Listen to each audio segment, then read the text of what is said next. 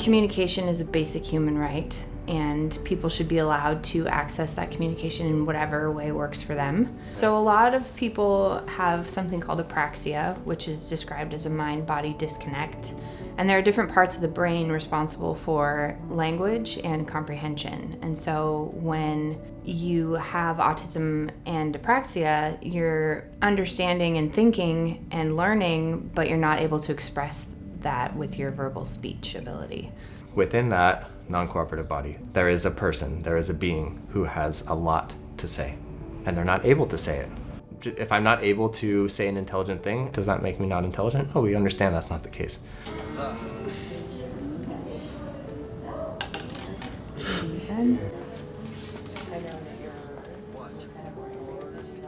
Spelling or typing is a form of AAC, which is assistive augmentative communication. Basically anything other than speech that a person might use to communicate. In spelling specifically, you typically use a stencil or a letterboard, and the individual with limited speaking capacity will point to the letters to spell words. Spelling as a process, spelling as a practice, which is really the process of using one's body to point at letters one after another as an alternative form of communication. And that process is so much more than the act of pointing at letters one by one to make words. It takes a lot of effort to move your body with intention as opposed to a spontaneous movement that might not be directed at something. So in order to access communication, teaching the skills to spell can really open up a way for individuals who wouldn't otherwise be able to express themselves. I think of it as a paradigm shift of how we relate with each other and what's even possible as human beings. Because if we think of behavior and speech based on how we relate with it, we're limiting ourselves. We need the world to know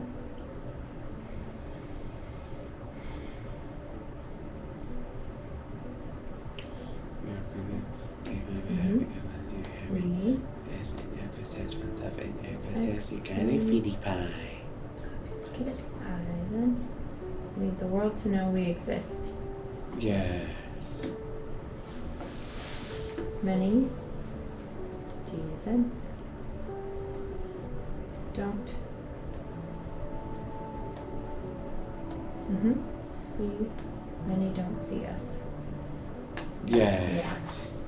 That's what we're trying to change.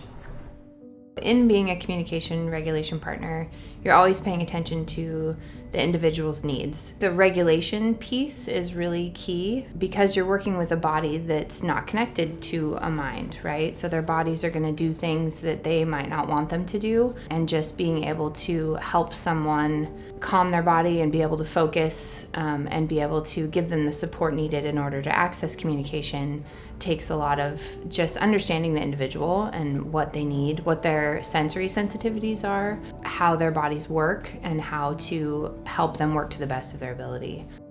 Someone might be verbal, but then their words actually aren't cohesive with what they really mean. Or with an individual, sometimes they might be cohesive with what they mean sometimes, but then not other times. And so it takes someone to really understand that person at an intimate level. We have to navigate all the different turns and angles and dead ends of this labyrinth of one's mind in order to finally get to the place of an intentional expression.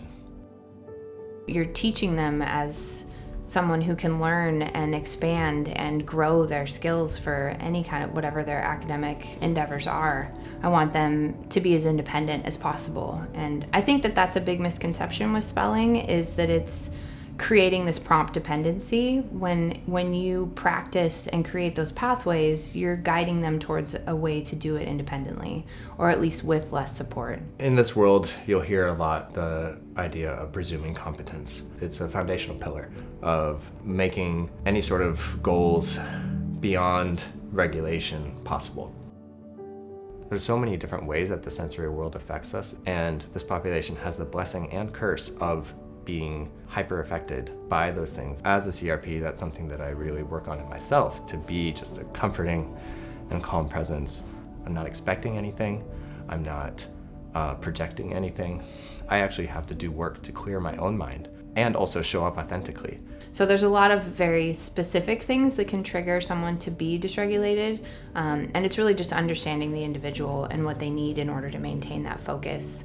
It's a lot of practice involved and a lot of just figuring things out, but you're always navigating how to keep their body regulated but calm and just able to focus.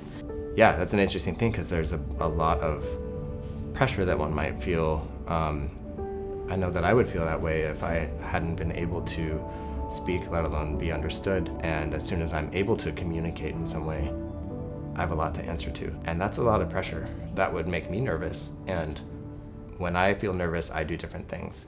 I might stutter, I might forget things. My body might do things that I can't even control. And that happens in a much more accentuated sense with the people that I support. Oh, very nice, very nice. When you're done with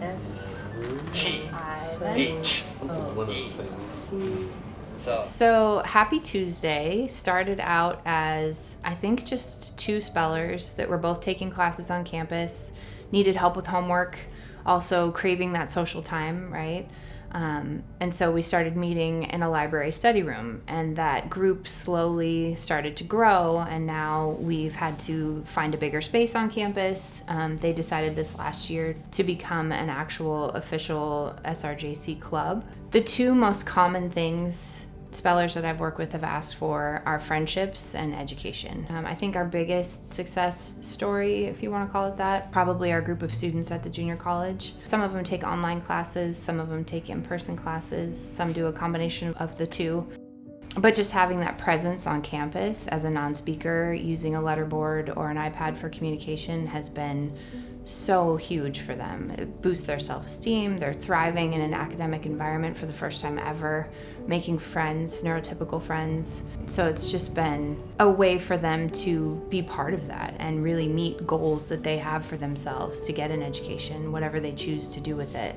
Some are, I don't want to do homework, I just want to be with my friends and learn things, while as others are working on a track towards a degree. So it really just depends individually on what their goals are, but they wouldn't be able to access that at all without functional communication, and spelling gives that to them. The other part of being a communication partner is figuring out what they're interested in. In this approach, we use academics to teach communication skills. So you're picking an age-appropriate subject matter that they are interested in, and a lot of times before you get to the point where someone is able to openly spell with you and tell you what those interests are, you're just trying out different things, and a lot of it is giving lots of choices. One of those, which is always, I need more choices, so you can constantly be exploring different topics with them and figuring out what they want to learn about and what helps them feel motivated to demonstrate comprehension of that material. It's funny, I feel like when you work in any capacity in special education, people always want to know if it's rewarding. And I kind of hate that question because yes, it is rewarding, but it's also challenging and it's interesting, and it makes me feel like I'm learning every single day. And I always tell them I have the best job ever because I get to spend all day with these amazing people who have been so misunderstood and so underestimated, and to be able to help build a platform for them to be heard is an amazing opportunity. I absolutely love it, and I can't get enough of it. But yes, it's definitely rewarding on a lot of levels, but it's a lot of work, but more so for them. Seeing them get a reward from it and a benefit from it is the best part about it. Also, just deepening relationships with their families, being able to finally have a conversation with your sister about a cute boy. I mean, that's massive for someone who's never been able to do that. So there's a lot of little things that are not so little when it comes to being able to hear someone's voice for the first time. So I think it can be really huge for families. And just increasing their involvement in all environments, being actually included in things because you have a way to express yourself in those situations. Through this work, I have experienced a tangible sense of connecting through the heart. It's very similar to connecting with close friends. It's influenced how I connect with friends too. Because in order to continue to listen and be aware of what that individual really needs, I have to soften my own heart and soften my own body, and also be receptive to sensory stimuli around and kind of remain open on a perceptual level.